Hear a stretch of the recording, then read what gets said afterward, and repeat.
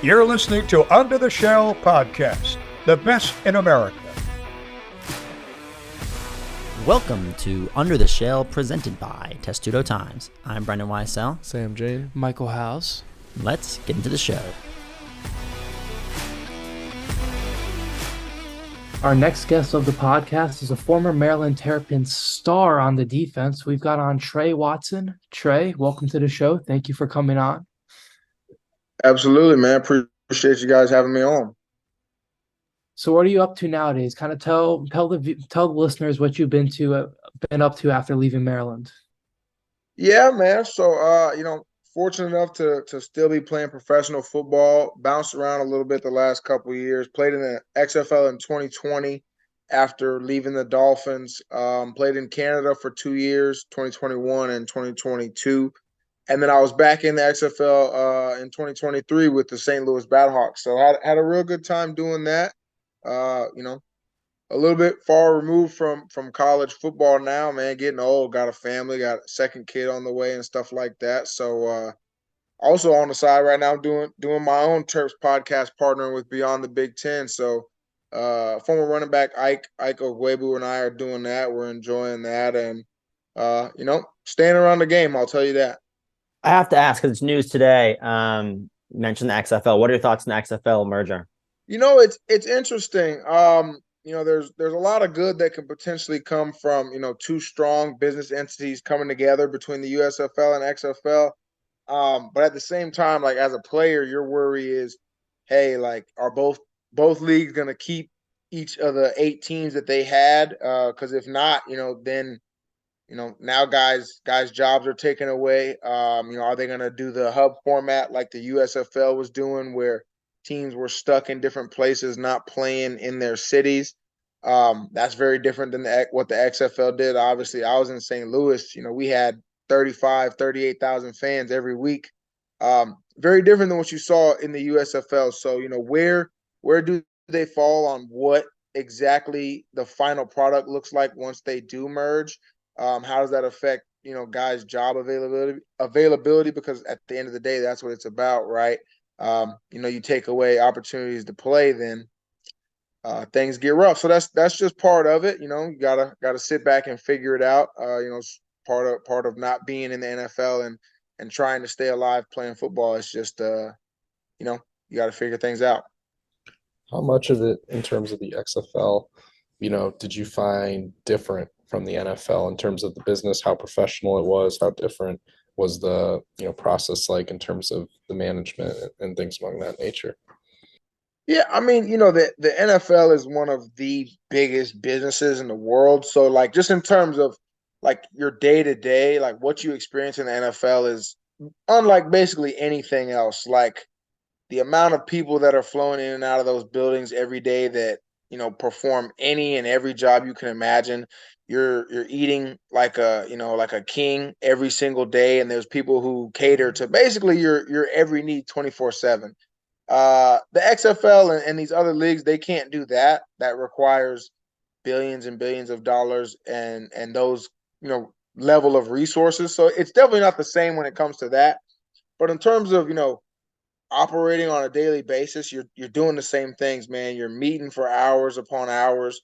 You're training, you're practicing, you're recovering, you're meeting for more time. You're traveling, you're doing all those same things. And at the end of the day, you have to go put a high quality product on the field in order to keep your job. So from that side of things, it's still playing professional football. The level of competition is without a doubt extremely high. So there's not a big fall off in that. But in terms of the business side of things, you're just talking about millions versus billions, and that obviously happens fast. Kind of moving on to your Maryland career a little bit. You went to Illinois for your first 3 years, decided to come to Maryland for your senior year. Kind of what went into that decision to transfer? Yeah, my time at Illinois, a lot was going on. Had 3 different head coaches during that time period. Couple different like scandals and just things going on that just affected our ability to perform. I felt like I wasn't getting the most or what I needed out of my career, and I felt that having graduated, there wasn't the free transfers like there are now. That opened up my window to say, hey, what gives me the best opportunity to keep playing football post college? And it was to look elsewhere, and Maryland just ended up being the perfect place that I found fit what I needed at the time. You have to make those decisions pretty fast. I think literally our last game was the day after Thanksgiving or 2 days after Thanksgiving. I announced I was leaving on Monday, and by like Christmas or New Year's Day, I had to decide that I was going to Maryland. So just made a quality decision to took advantage of that month of time, and obviously it definitely worked out, I'd say. What were some of those factors that led to you choosing Maryland? At the time, I felt like Maryland had potential. I felt like a lot of it was unrealized. Um, I felt comfortable with the staff as well. The linebacker coach Matt Barnes. I think we developed a good relationship pretty early on. He and I just clicked, and it felt like he had my best interest in terms of what could get me where I wanted to go. The vision he had for me really sold me, sold my parents as well. um, I felt comfortable knowing that I was going to stay in the Big Ten, a conference that I knew very well and had excelled in. So that helped a lot. They had a public health program that fell in line with what I was doing in my undergrad, so it just made sense to continue all of that. Um, and it just felt like the right thing. I think when you're picking these schools and these relationships that essentially last a lifetime. When at the end of the day, and Maryland, out of all the places I visited in that transition, I think that they were just without a doubt, the one that fit me the best. In terms of, you talked a little bit about it, the scandals. You kind of have been a unique player in that you've gone through a lot of scandals from Tim Beckman to then obviously DJ Durkin at Maryland. Um, Hmm. as a player, like, how do you handle that? Like, what steps do you have to take, and what's the craziest story you have, from any of the coaches, um, learning that what was going down? Yeah, I think the biggest thing is you have to, just understand that unfortunately things like that are just so far out of your control that you have to just focus on what you're doing. You can't let that stunt your development and take time away, worrying about, hey, who's my new coach going to be?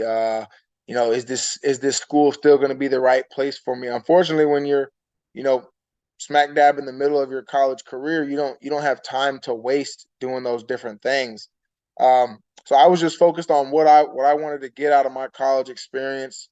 um, the player and person that I wanted to be. I made sure that I prioritized getting to the level that I wanted to get to, in all those situations, because they were just, to be honest, downright all crazy.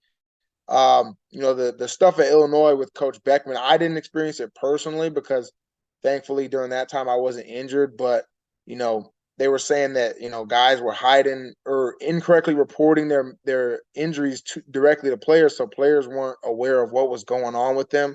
Obviously, that's a huge deal and unacceptable, and you know that can affect you for the rest of your life. Playing a game like football on an injury that is worse than described, or not even knowing that you had one.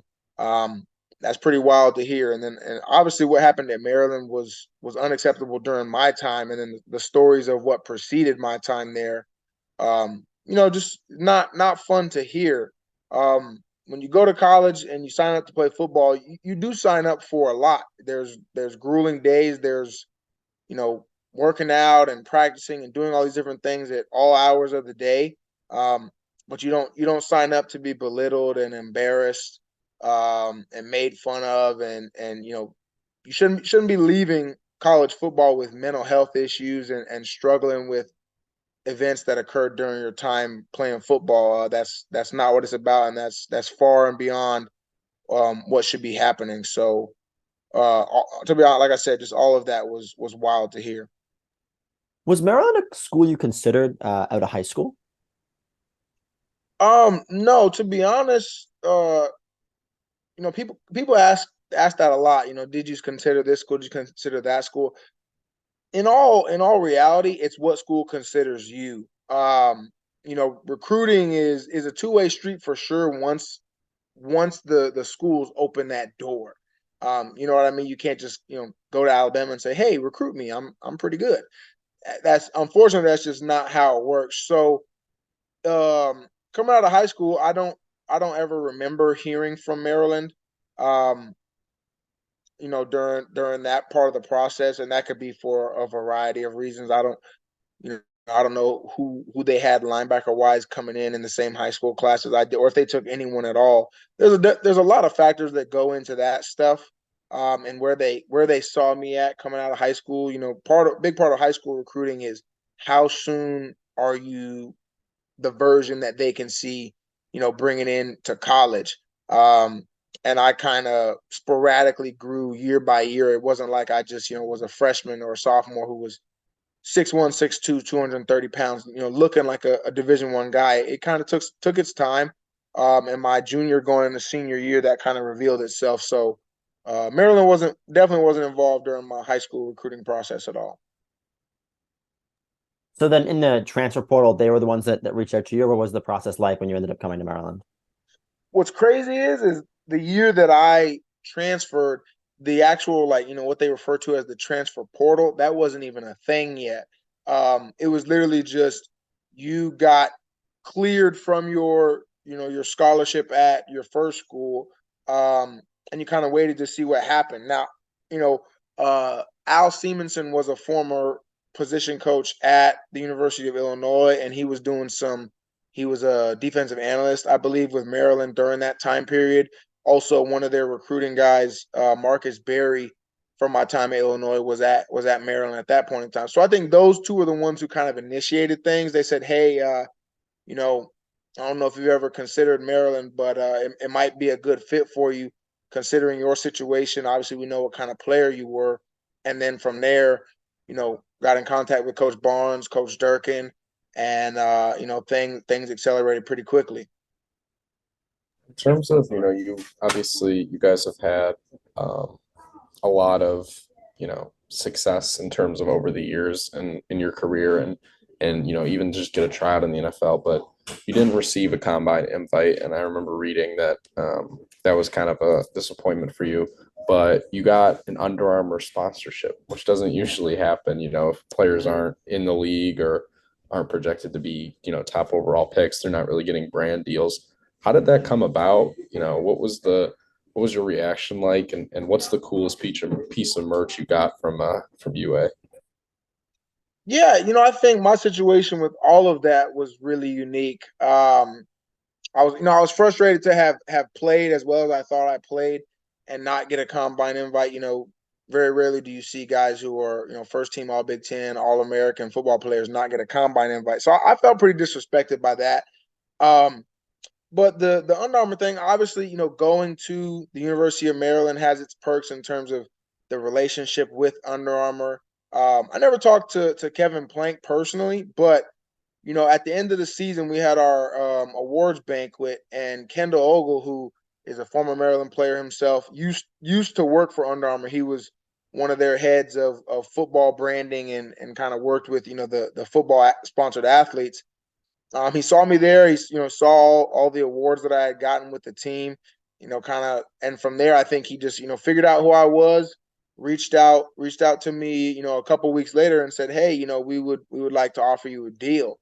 And it was funny because even when I went undrafted and signed with the Dolphins, I walked into the training room or the locker room, and the equipment guy says, "We have all this Under Armour already here for you." They sent it over, said you're, a signed guy. They said, weren't you undrafted? I said, yeah, I sure was. And they were like, well, that's, I don't think I've ever heard of anything like that. So I'm probably one of the few guys that, benefited from that type of partnership with Under Armour and also being undrafted at the same time. Coolest single thing I got, I don't know. Like, they did send me a bunch of like teal and aqua colored like custom dolphin stuff. So I had cleats, I had gloves that were all that special, teal, aqua, whatever you want to call that green that they wear. But I visited the Under Armour campus, and they gave me one of those pairs of shoes that the basketball team got for like think it was 100 years of basketball or whatever. And I know there was only like 110 pairs made or something crazy like that. So I've got a pair of those stashed up in the closet. So those are pretty cool. And obviously it's basketball instead of football, but anything special University of Maryland, I definitely hold on to it. So you didn't get a combine invite. So the Maryland Pro Day, it's kind of like your one chance to kind of showcase yourself to scouts. What was that prep like going into that, knowing that, you obviously had a lot of pressure going into it since you weren't going to be at the combine? Yeah, I think, every guy who's going into any draft cycle knows the combine or pro day is the biggest interview of your life. It's essentially everything. A lot of times it's way too heavily weighted into, your profile as a draftable player instead of just focus on, hey, is that guy a really good football player or not? But I mean, yeah, I definitely knew what the stakes were. At the same time, I also knew, hey, I wasn't going to walk out there and, suddenly become a 4-4 guy or suddenly bench 35 reps with the bench press or do anything like that. I just wanted to give the best version of myself, prepare as much as I could, which, at the end of the day, I know I did. Put everything into it for, however many months from the time that we were done in November. I came straight home and worked December all the way through whatever my pro date was to be the best version of myself for those tests as I could be. And at the end of the day, you just have to live with the results, right? Like, you know who you are. You got to be comfortable in what you are as a football player. Pressure is only what you put on yourself at the end of the day. I knew who I was, knew what I was going to be good at, knew what I necessarily wasn't going to be good at. Try to fix those things as much as you can, and the rest, just move on and, hope that they trust the tape that they saw. What did some of that prep you were doing for the pro day look like? It's early mornings. You're out either on the field first or you're in the weight room. You're essentially every single day is a different focus. It's a different drill. It's, working on your explosiveness and jumping for the broad jump and the vertical jump. It's working on, obviously your stance, your start, all the different elements of running a 40. They try to break it down into a literal science because, that 4 to 5 seconds means way too much, but it means everything. That's just the reality of it. Working on lateral movement for the short shuttle and all those different drills.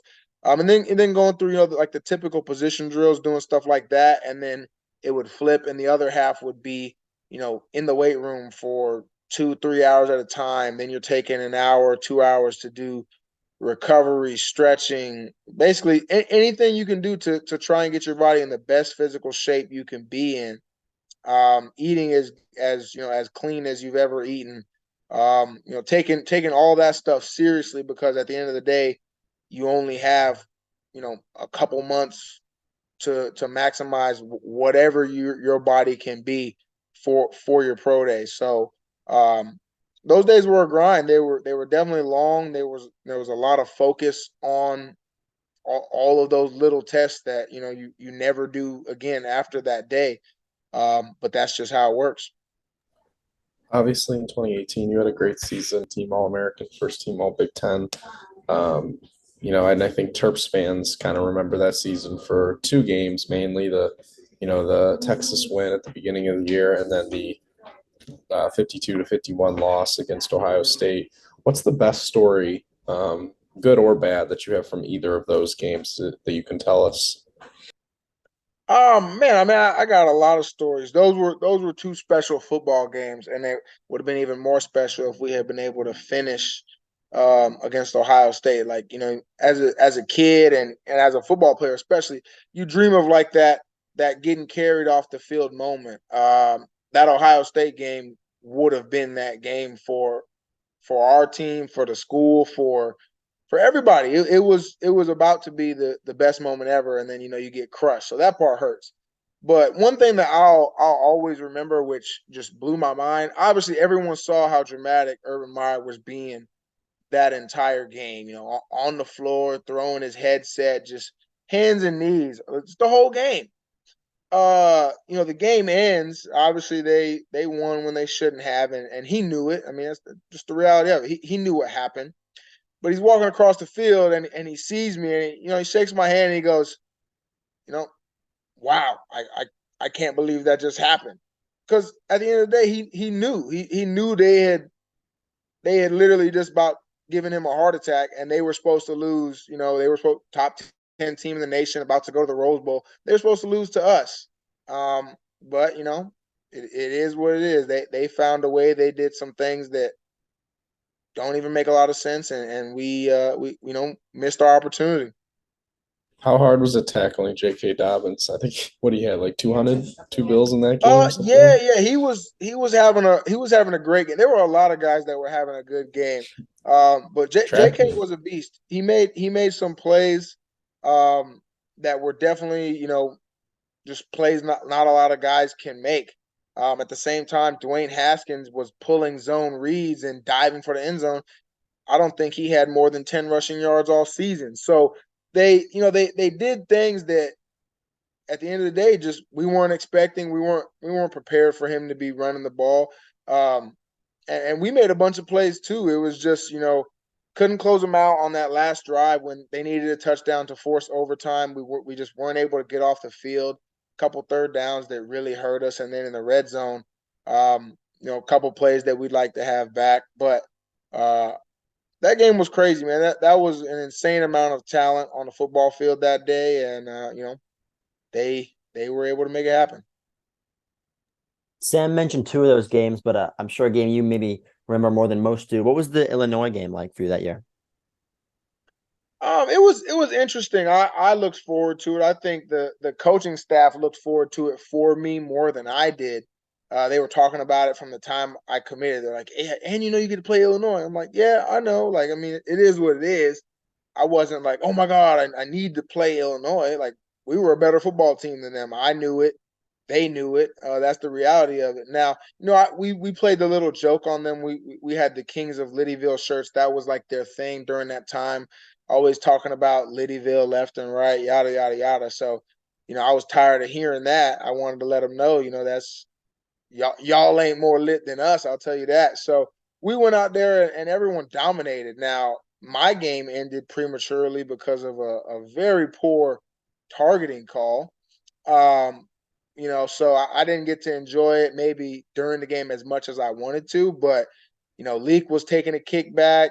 Everybody was running the ball. I mean, we scored like 70 points, had an insane amount of total offensive yards. And then their DC resigned the next day. So I wasn't mad. I wasn't mad one bit. It was a good day overall. You had a ton of targeting calls. Which one did you want to kill the referee the most? Man, yeah, I had three that year. They were all pretty disappointing when you look at it.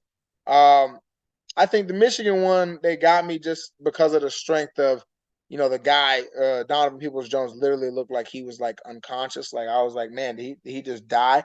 But if you look at the scope of the play, he was blocking Marcus Lewis in the back. I was chasing the running back, Karan Higdon, and I saw him at the last second. Now, obviously, I prepared and I hit him harder than he hit me, but when you see a guy out of the corner of your eye, your first instinct is to just cover up a little bit. It's not like I didn't hit him in the head; I hit him in his chest. It just might have caved his chest in. So that one, I was disappointed, really, just because they didn't call it on the field. Jim Harbaugh essentially got him to review it after they went to the injury timeout and came back. So that one was disappointing. Illinois one doesn't even make sense because I hit again. I hit him in his chest and he jumped over me. And Penn State, Miles Sanders just fell into my face. It's not even like I ducked my head. He was spinning off of somebody else and just fell into me. That one hurt just because that was how my college career at Maryland ended, right? Like, you know, had a great year, had a lot of awesome moments and great memories. That game wasn't going very well already. Unfortunately, I think guys were just drained from a rough season. But to end your career on a targeting definitely sucks. So yeah. How do you feel about college football's targeting rule? Because when I watch these games, I feel like the majority of the time these calls are just like inadvertent hits, and they don't actually like mean to target like that. Yeah, no, the rule definitely is not being used the way that it's intended. It's not, really protecting guys and punishing the bad hits more often than not. Also, the NFL has their own version of the rule where you get a flag. If you get two egregious ones, then you're out of a game. Penalizing guys by removing them from games for hits that are mostly out of their control is pretty unfortunate. Because you only get so many. You're really only guaranteed the next one that you make it to. That's the reality of playing a game like football. Like you literally just never know what's going to happen. So to have games being taken away from guys and seeing the way they talk about him and look at him like I mean, if a guy put his head down, he needs to be safer and he needs to do what needs to be done. But I mean, that doesn't make him a dirty player one time. Now, you develop a pattern, totally different. But they need to look at how they use that rule and just format it to where it emphasizes safety, but it also understands that this game is violent and there is going to be contact because I see bad hits all the time that don't even get called or addressed, and then guys are removed for a guy falling down when he was already in a tackling posture. Like there's literally nothing you can do in most of those instances. So your little brother Christian, right now, he's playing for the Packers. What's it been like for you to watch him play in the NFL? It's a special experience, man. I think you know I always knew what he was capable of. From the moment he came out, he was as gifted of a person athletically as I've ever seen, especially in person. Um, he was always faster, somehow stronger, even though he was super skinny and more athletic than basically anyone in anything he tried to do. He never failed at anything. Um, and in high school, he just had a really late growth spurt. So that was, kind of what people didn't really understand. Hey, he's still going to be that guy. It just took some time, but it's been awesome to see. Um, he's out there, doing what so many people dream of doing, what I dreamt of him doing. So it's special to see every time. Really really enjoy it, and know he's only getting better by the day. So I'm just having a great time watching him do He's what I back knew he out was capable of. back out there tonight, I think. Yeah, yeah, he better be, man. Pretty unfortunate to have a soft tissue injury and the like extra bye week the NFL has now between the end of camp and the regular season. That Yeah. that shouldn't really be happening. And then obviously, missing 3 games is pretty rough. But hopefully he can get it going tonight. So what's your funniest story of either you guys playing together or playing against each other? Like what's the funniest anecdote you have? I mean, so we're just under 3 years apart, so and we didn't go to the same high school or college. So we only actually ever got to play together one time, and it was in like a turkey bowl tournament type thing. And he was really too young to be playing, but he played anyway. And that was only because of how athletic he was. I don't even know if it's necessarily funny. Um, but we were blowing a team out. I had kind of like I was the older guy on the team, so I had kind of carried us to a win. We had a bunch of touchdowns. We're up a lot, so they put Christian in, and the other team broke a run. Guys about to go like 80 yards to the house, and I'm like, dude, we're up 40. I'm not even about to chase this kid down. And from the other side, Christian was at corner, and he walks Buddy down like this kid's twice his size. Walks him down, tackles him at the 1, and then I think like the very next play we forced a fumble or something. Like they didn't even end up scoring. So we kept the shutout, and everyone's like amazed. Like he literally just chased him down all the way across the field. Like everyone else just gave up. But that was just a sign of just like, yeah, man, he's as gifted of an athlete as you'll probably ever see. And this is when he was tiny. Like, now he's second tallest guy on the field out there and faster and more explosive than everybody. It's really just not fair.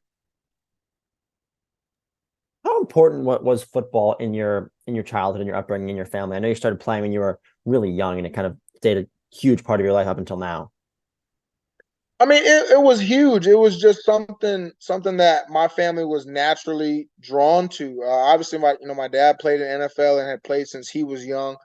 Um, but the cool thing about it is he let us find football on our own. My siblings and I tried every sport on the earth, um, and just always naturally came back to football, whether it was flag or eventually when we got old enough that they let you play tackle. It was just what we wanted to do. It was what we enjoyed doing. We enjoyed playing. We enjoyed watching. We enjoyed going to games. We enjoyed talking about it.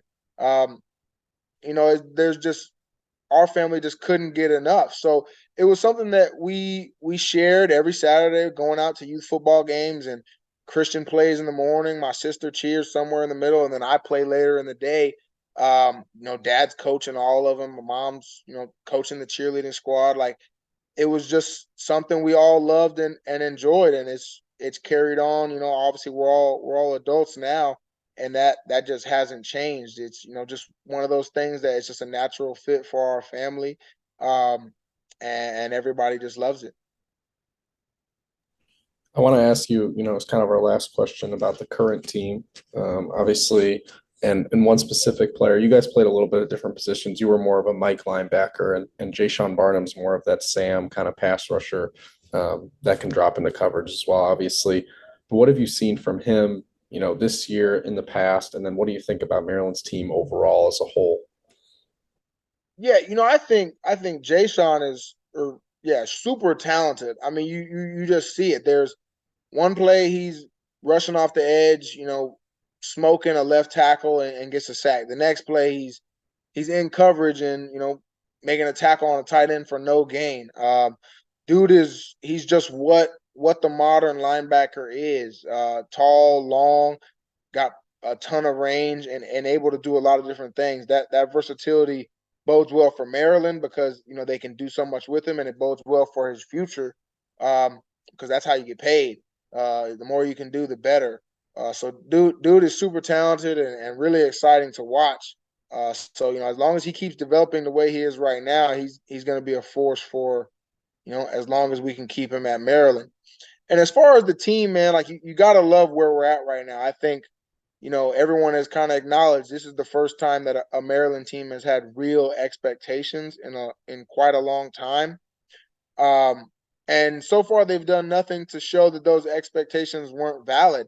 They got to keep going. I think this week is a game that you got to win, and you got to win pretty convincingly, really for yourself, because next week is a real true challenge. And if you want to be a team that's considered elite in the Big Ten, and specifically in what is the last year of the Big Ten East, you got to beat one of the big dogs. You got to beat Ohio State, Penn State, or Michigan.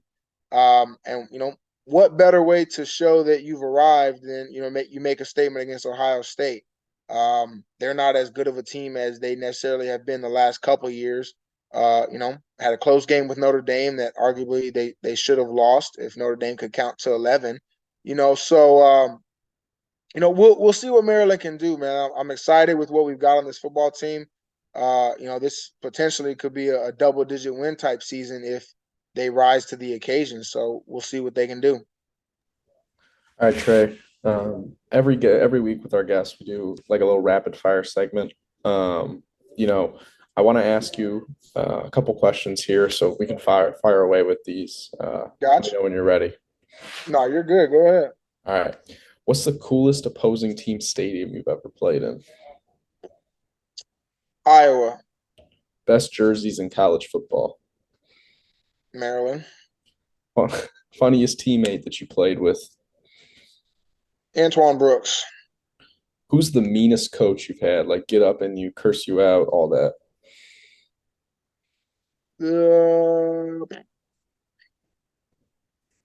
Man, that's hard. I don't know. It's my first strength coach at Illinois. I can't remember his name right now, but he's at Iowa State doing something. But he was one of one. I'll say that. Oh, Hillman, Coach Hillman, that was his name. What was the biggest shit talker that you've ever played against? Against?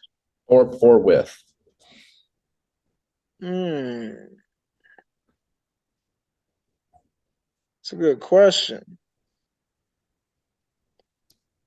Probably Rock Armstead from Temple. He wouldn't shut up when we played them, and we didn't do what we needed to do, so he kept talking.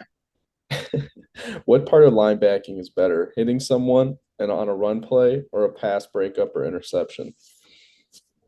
More satisfying hitting someone, more rewarding in the end getting an interception, but not a lot of linebackers really get a ton of them, so got to go with the hitting someone. I don't know how many sacks you have, but if you did, what's your go-to celebration? What you hitting? Stack celebration. I'm a Q, so we throw up the hooks like that's my default go to. That's exclusive to us. So I mean, I'm probably going Yeah, with that more often than not. I got you. Is Maryland the worst stadium in the Big Ten? No, you got Purdue, Okay. terrible. Um, who else is really bad? There's someone on the West who's Northwestern? Indiana. Oh my God, yeah, Northwestern is awful. The field, the stadium is so ugly. Ugh. Are you a grass or turf player? Um, grass. Turf is for the budget. It's just, you know, it is what it Yeah. is. What's the weirdest interaction you've had with the fan or a media member? Uh, so after that Michigan game, I didn't have death threats, but I certainly got some threats. And there was one guy who told me I couldn't come to Chicago or I had to see him.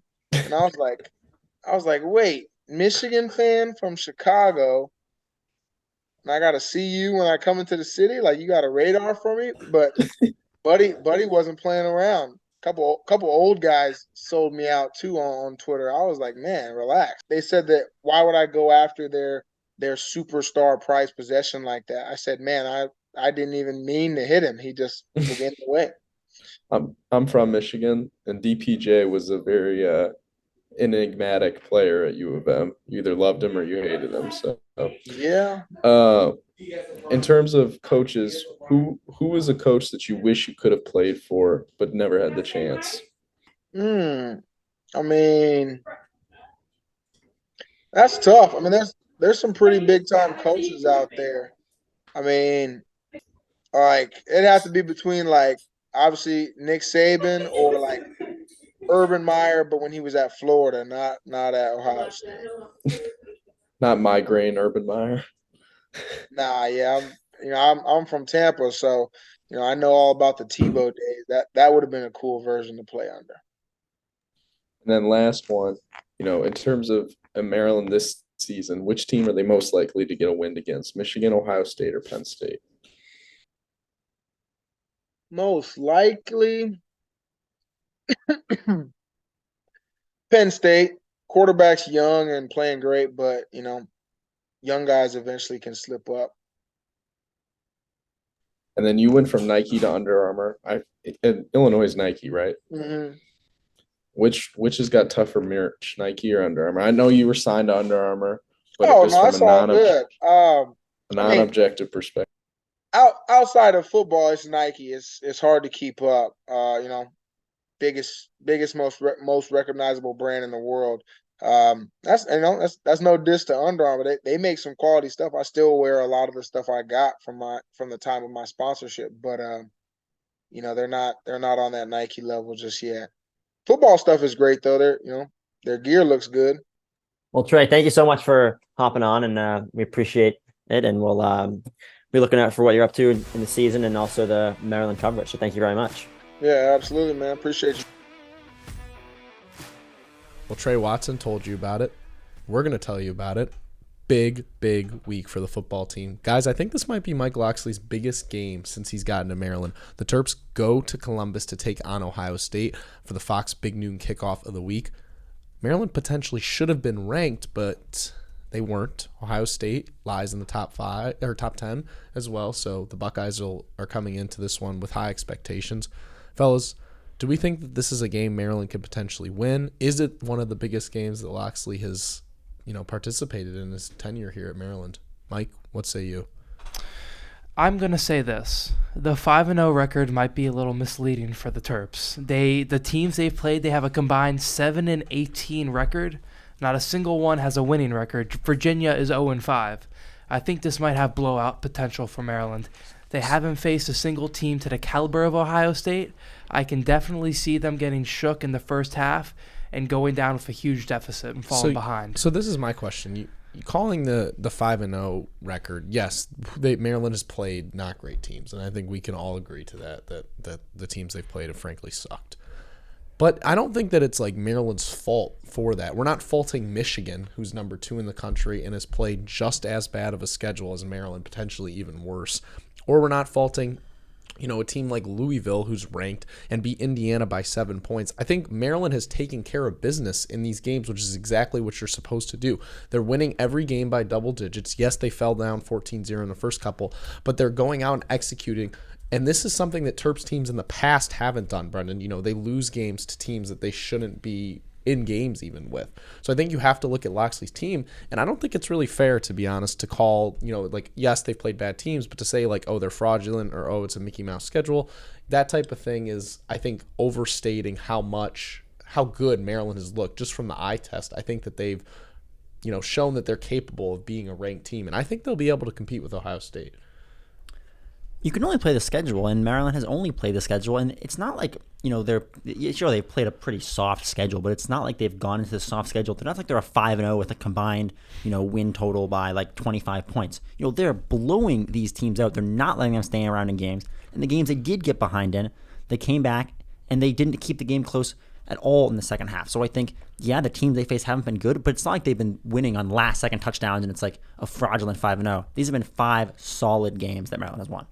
Mike, I just want to ask, what else would you need to see from Maryland in order for them to show you that, oh, this team has something to it in the 5 games they've played? Is there literally anything else they could have done, or you just think that, oh, the schedule's so bad I can't trust them? Well, it just makes sense that they wouldn't be ranked yet because they haven't played anybody. But Louisville hasn't either. But you bring up Michigan too. We know who Michigan is. Michigan, just look at their roster, look at the experience, look at the players they have. They've done it in the past. Maryland hasn't done it in the past. They didn't beat one of those big-time Big Ten foes last year. So, well, I'm not disagreeing. Michigan was an extreme example. I'm just saying that teams in the early non-conference, especially in college football now, do not play very good teams. Let's just call it is what it is. But look at Louisville is the team who's ranked 25th right now. Okay, we'll take you through their schedule. They played Georgia Tech, won by 5. Georgia Tech, not good. Murray State, they won 56-0. I didn't even know Murray State had a football team. Louisville played Indiana. Indiana, who Maryland beat by this week by what was the final score? A lot to a little, basically. 21-14. They beat Boston College 56-28. Boston College might be worse than UMass. And then they beat NC State. And they beat NC State this past weekend 13-10. What in that says that they're better than Maryland? Maryland's one of the only 5 FBS teams who's undefeated and is not ranked. Or team even for the matter of LSU.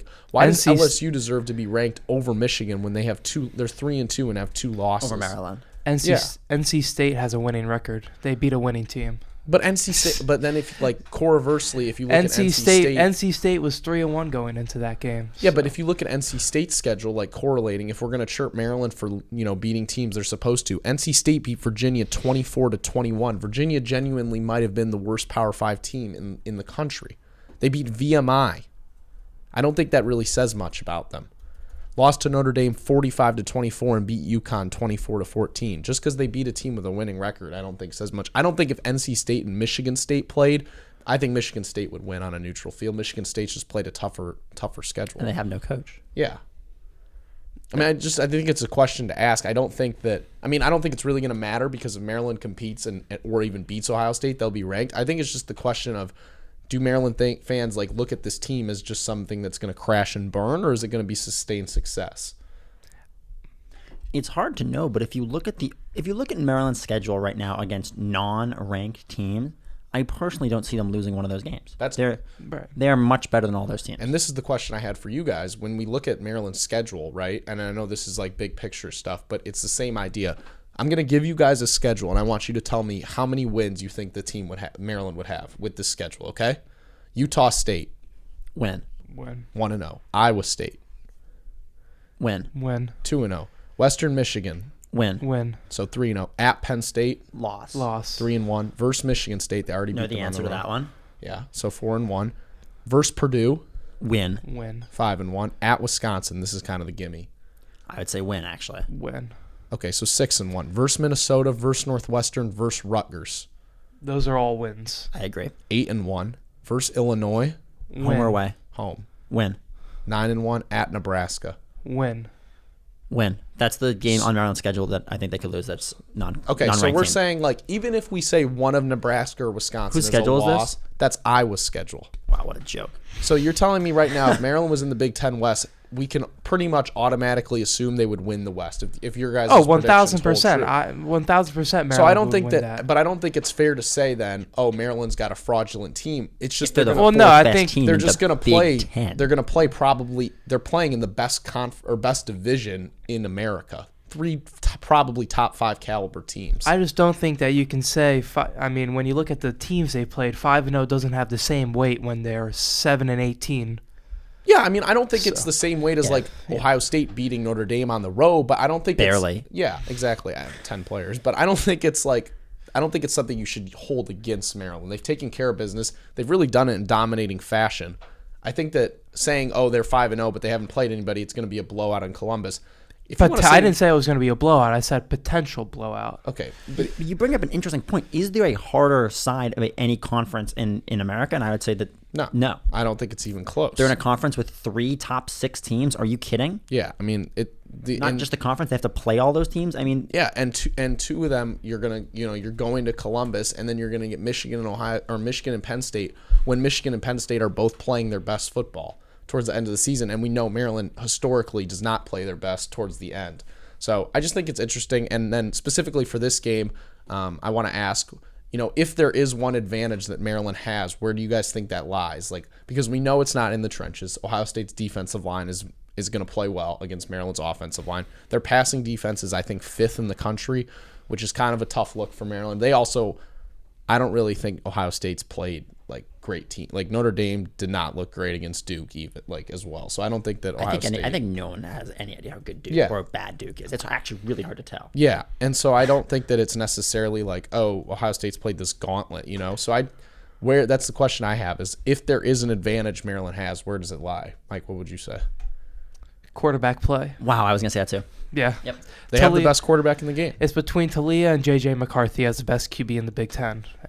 Or the Penn State kid, Aller. But yeah, I mean, I think you're right. And I think McCord is a solid quarterback, but if it comes down to it, game-winning drive, you're definitely taking Talia over him. I couldn't tell you how many times in the past 10 years or at all in the Big Ten Maryland's had a better quarterback than Ohio State going to the game. Yeah, Can anybody think of an point. example? No. I cannot. That's a great point. And I think that's something you have to factor in, because last year, if you looked at just stats, Talia was better than Stroud in that game.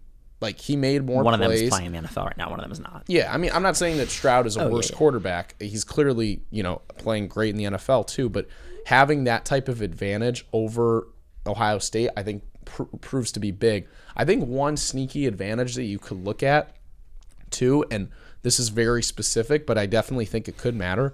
Ohio State has had a lot of struggles off the edge with tackle speed. Notre Dame got them a couple times with just their edge rushers coming off, and very much speed rushers. We know Maryland has one great pass rusher. They don't really have a stable of them, but Jayshon Barnum has been good all year. He's great in that rushing the passer role. If Maryland can get them to consistent third and longs, I think Barnum could have a big day. I would predict over a sack for him. Mike, you could actually argue that Maryland's had a harder schedule than Ohio State. They played 4 games. Notre Dame, very hard team. Indiana, same. Youngstown State, Western Kentucky. I mean, come on. They did beat Notre Dame, though. That one, I would probably lose the argument, but I mean, Maryland's played 3 Power 5 teams. Additionally, Ohio State, I mean, we have to talk about, obviously they have Marvin Harrison, right? And that's like Emeka Egbuka, who's they're both disgusting. They're going to be first round picks. But I think the thing that you could really look at for Maryland's defense that could prove is the rushing defense has been pretty solid. And I think if you can get Ohio State's only averaging like 190 yards a game, and it's on a lot of attempts because they're obviously, running the ball against these teams late in games when they're up like 60-14 or whatever. So I think that if you can hold Ohio State to a couple 3rd and longs, you can get them to, make a couple mistakes, rattle McCord a little bit. I think that they could have a chance to hold on, and then you just have to hope it's close in the 4th quarter and Talia can make some plays. It'll be critical for Tarheeb Still and Jaquan Shepard to stay on the wide receivers. I think Shepard against Harrison, as much of a good matchup as it can be against Marvin Harrison Jr., who's the best receiver college football seen probably in the past 5 years, maybe Shamar Chase. I think it actually fits well for his style of play. Shepard's kind of a big physical corner, so is Marvin Harrison. I think you can't man him up one-on-one. But I think it could be possible that they could hold Harrison under 100 yards. There's been one specific thing that's been kind of rattling around in my mind, and I can't tell if it's a positive or I can't tell if it's a negative for Maryland. And it's the fact that Ohio State did not play a game last week. What do you think about that? The bye week? Do you think it helps Maryland or hurts Maryland? I don't know. I always kind of go back and forth on that too. I think, yes, you get more time to prepare for them, but at the same time, I can guarantee you some of Maryland's coaches were already working on Ohio State film the week against Indiana. I'm not saying they were looking ahead or anything like that, but that's just how it works. Yeah. And I do think for Ohio State coming off like that emotional win against Notre Dame, sometimes it can be hard to get up off of it for the next week, especially with 2 weeks. Yeah, 2 weeks in between. You don't really have the same type of thing. I think you could see. Now the thing is, if Maryland starts out slow, it's over. They're not gonna. You have to start better than you have been in other games if you're the Terps. I think if you can get out to a 7-0, 10-3, 10-7 lead and just kind of hang around, I don't think it's impossible that Maryland could at least cover. The other good thing about that I was thinking for Maryland is that they've gotten better every week. There's no doubting that. Oh, 100%. Every week they play a little bit more of a complete game. Everybody's looked a little bit better. Everybody's looked a little more on the same page. Mm-hmm.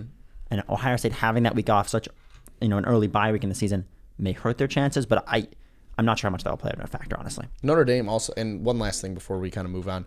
I think another advantage is Ohio State has not played. I talked about their pass defense. They have not played a group of wide receivers better than Maryland's. Notre Dame's receivers are not better than Maryland. Like Ja'Shawn Jones, Caden Prather, They played a Smith, different type of team. Yeah. Tyrese Chambers. Notre Dame's a very powerful, run-heavy offense that is going to try to grind you to use your tight ends. Throw to 7 different tight ends. Yeah. Dyches is more dynamic than any player Notre Dame has. Same with Ja'Shawn probably. So I think that if you could see some success through the air through Maryland for sure. And you could if you just hit a couple of big plays like they did last year. I mean, the game was close in the 4th quarter. You have to hope that this time, if you're Maryland, it swings your way. Absolutely. Also, Ryan Day is thinking a little bit too much about what the media is saying. Yeah, I mean, Lou Holtz is there any in his head. Is there any old Maryland alumni that will say something this week that'll cause such an elite post-game rant? I don't know. That was electric. Johnny Holiday, you got to get on it, my man. We need a good quote from Scott McBride. He needs to say something. But you heard. Obviously, we talked about it. Tre Watson talked about it. It's going to be a big game on Saturday for Ohio State and Maryland, and everyone is obviously looking forward to watching it. But there are other sports, other teams that are starting to find their way as well. Maybe a team that isn't finding their way, and it just kind of is spiraling at this point, is the men's soccer team. Brendan, I don't think anyone expected this from Sasha's squad, but it really just has not come together whatsoever. I wouldn't call myself the biggest, I don't have the most soccer knowledge, but I do know a couple things. I know that a team that is ranked, a team that is supposed to be, at the beginning of the season, a team that is ranked, and a team that is ranked the top of the Big Ten, is probably not supposed to score 5 goals through 8 games. Maryland has only scored 3 goals in 3 games so far this season. It's really hard to win games when you don't score. Obviously, in soccer, you can tie, but there has just been no offensive generation in the Big Ten games. 1-5-2 going into Tuesday's game. Possibly the good thing is playing Rutgers on Tuesday, so a chance to get a win, but it's not scoring a goal in the last 3 games is it's bad. Awful. It's just you have to figure it out on offense. And there's only so many times I read stories and I see quotes where they're like, "Oh, we'll figure it out. This team's still just gelling together." And in the past, maybe with men's soccer, you'd be like, "All right, I kind of believe that." Yeah, but I mean, you can't fall to 1-5-2, not score in 3 games you're scoring. I mean, that's that. It doesn't matter how jelly your offense needs to think. That's terrible. That's they're clearly offensive attack is not working. You have to switch something up, whether it's changes to the lineup or just, switching up your offensive attack, they're clearly not putting enough pressure on opposing defenses, and it's letting down a defense that's actually been pretty good this season, Yeah, I mean, the defense has not been the issue. I mean, Northwestern was a very strong team. Northwestern hasn't lost the game this year. Good, so you lose 2-0, sure, but it's not like the offense had a ton of chances. It just ugly on offense all around. I just think it's been an ugly season, to be honest. And we kind of said last year, like, this could be a rebuilding year, but I don't think any of us, like you said, expected that it would be this bad this early. And I don't think that, in terms of this week, you have Rutgers. Usually you'd say that's a win for Maryland, but I don't know. Who's to say? Who's to say? Bowling Green on Friday as well. Bowling Green beat Michigan, who Maryland lost to. The good thing about playing Bowling Green is they have let up a goal in all but one game. So if there's a team you're going to try to score against, it's them. Maybe get the offense on track a little bit, but still, I'm sure Bowling Green is thinking the opposite. Well, we're playing a team who hasn't scored at all, so now it's our chance for our defense to step up. Yeah, exactly. I was just going to say it's quite surprising this is happening. The last time that Maryland soccer had a losing record, not counting the COVID season. Don't count the COVID season, come on. Was 1993 in Sasho's first year. I mean, it's crazy. Now will it be his last? No. Speaking of coaches who may be on the hot seat, I don't think he's on the hot seat, but that's pretty ugly. Yeah, it's not great, and it clearly is a fundamental issue with the offense, because at this point in the season, you're almost halfway there. There has to be some sort of chemistry starting to form. But what are you going to do? And they got to find a way to get a 2-0 week, I think. I don't think 1-1 really does much for you. Absolutely. But the other side of the soccer pitch, the women's team, back to 500. They're doing okay. They're kind of struggling. Back down to 500. Yeah. Back to 500. Back to maybe realistic expectations for what we had for this team. Had a tough week in my home state. went to Michigan and got absolutely smoked. Lost, I think it was 5-0 to Michigan State and then 4-0 to Michigan, and kind of a little road trip. Frankly, I did not expect 5-0 to MSU. MSU is not an elite team. I did say that I think they were probably the best non-ranked team, but still. 5-0 is 5-0 at the end of the day. And it just is, I think it's still like emblematic. I can't say the word, but symbolic of what we've talked about with this team all year. That's now, I think, 5 straight games where they have not scored a goal. So haven't scored since September 10th. Yeah, when they played Binghamton. So clearly it's some sort of, again, issue with the offense. I don't know what they're feeding these kids in the soccer complex. Something's wrong with the practice field. Let's get something going with the shots, because, again, maybe give them a bigger net at practice. Yeah, and like you said, with opportunities, Brendan, you talk about it. I don't know, I'm not a soccer expert again, but if you take enough shots on it, you're eventually going to find pay dirt. It's like they're not even getting enough shots on goals for it to even be, a chance. 8 shots on goal against Michigan. Michigan had 26. It's just like you're not going to be able to. You're going to lose that game 10 times out of time. Yeah. And I just think that you really have to switch something up. Nemser obviously wants to play that controlling style, kind of grit out wins, but you're not going to get it done against Michigan State. 3 shots on goal. Michigan State had 25. the goalie doesn't have to do very much. You literally are not putting any sort of pressure on the defense. So you got to figure it out on offense if you're Nemser's team. You got to even start taking more chances, like sending more people up. I like this move to put Kennedy Bell more on the ball, but you really have to start switching it up. They have Rutgers this week. On Saturday, they have a little bit of a break, so we'll see how they do in that. Yeah, we talked about a lot of negatives for the soccer teams, but this is the week that they can both get right playing Rutgers. So you need a 3-0 week from the combined. That's why Maryland fans love Rutgers. Came in the league together, and it has not been a rosy shine for Rutgers. But maybe not in field hockey this last week. Yeah. The Scarlet Knights came through, Mike. What happened? So field hockey, they're 1-1 since we've last recorded, and currently 8-3. And I think I can say this team is not as good as I believe they were last season. So my 2022-23 game was that you were leaning a little towards 23. Has that changed since then? I've always had it in the back of my mind. It's just that this year's leadership is not as strong as last year's. What do you think?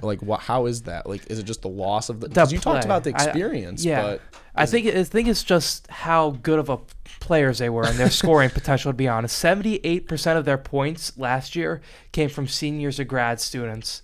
This year, only 35% of their points have come from that same group.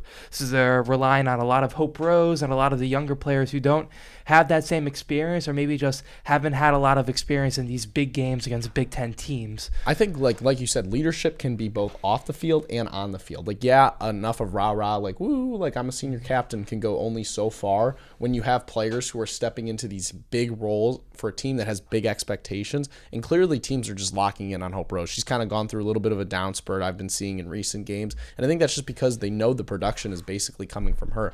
If you're going to look to fix this, Mike, in terms of players to look out for that could potentially kind of pull Maryland out of this little rust that they're going through, who would be some people that you'd kind of, not point to, but could see potentially taking that next step in terms of maybe getting Maryland a couple more goal production? Because it's really been a struggle, against Rutgers.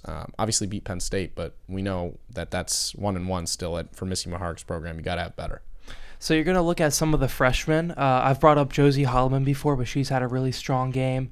Erica Morris-Adams, she's in her sophomore season now. She had a really strong freshman year last year.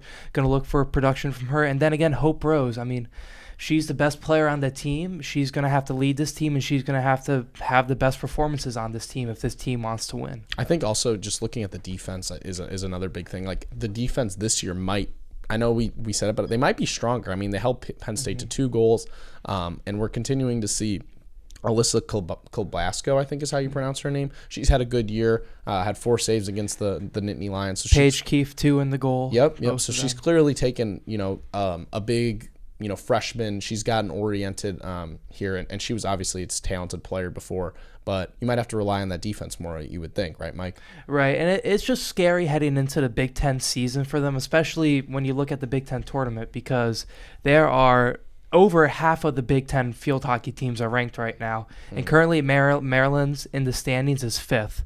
So if they want to survive in the tournament and go a little deeper, they have to rise in the standings a little bit. And with that, they have to win some of these big games. But they've been dropping games. The one thing I don't hate, Mike, is, I don't know, this maybe just is my take. I don't think there's one incredible team this year like there was last year. For Northwestern.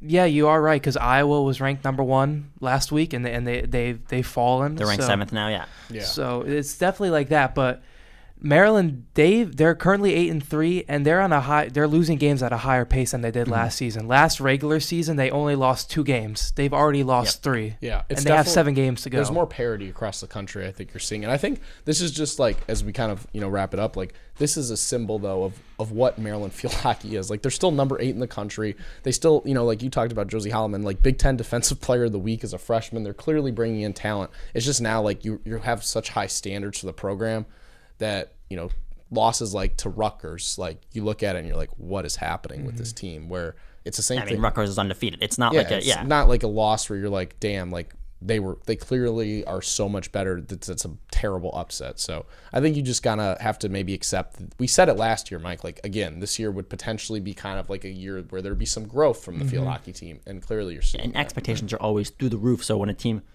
Maryland isn't ranked top 5, people start to worry. When really, they're going to get tested in the Big Ten, and all hope is not lost. Yeah, and I think as Rose would say, that's the theme. That's the theme of the 3 teams we've talked about here. Absolutely.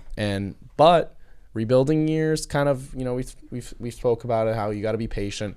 Team that kind of as we're heading into the years where they're supposed to be really killing it is the volleyball team. This is probably Adam Hughes' one of most strongest start he's had.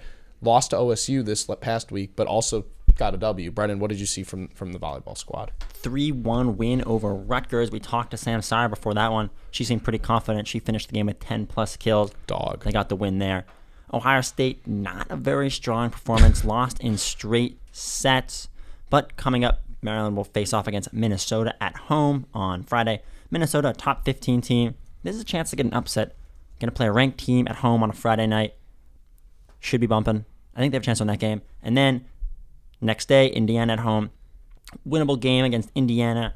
Indiana's been solid, similar outside of the top 25, but they took Nebraska to 4 sets, which Nebraska's one of the top teams in the country. I think they're similar to Maryland, where they don't have that many losses yet this season. They played a pretty light non-conference schedule, so I would expect the Indiana game to go 5 sets. And I predict Maryland's record this weekend would be 1-1. I think if they beat Minnesota, they're going to lose to Indiana, and vice versa. Yeah, I don't hate that at all. I think that if you look at 1-1, that'd be a pretty solid record. If they can keep going 1-1 each weekend, that would be the best. Especially if they get Minnesota, because then you have kind of a strong win to your resume. You know what Absolutely. I mean? And you kind of look. And that's a winnable game. 100%. Home upsets happen all the time in college Volleyball, sports. We see it, and it happens in volleyball. So I wouldn't expect anything different. And upsets are kind of the theme of the week. Maryland football wants an upset. One last thing on volleyball. So right now, Maryland, they have 2 conference wins. Last year, they had 7. Do you think they're going over last year's conference wins count? That's a great question.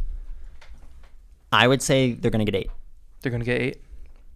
8 wins. That'd be pretty good for Adam Hughes. I mean, I think the Big Ten is a little bit worse than it was last year. And with that in account, they'll get one more win. All right, so the prediction is 8 wins, and they have 17 games left. But now we are going to move on to our picks, and we got a new person at the top of the leaderboard this week. Is it me? Guess who's Is back? it me? It could be me. It could be me. It could be me.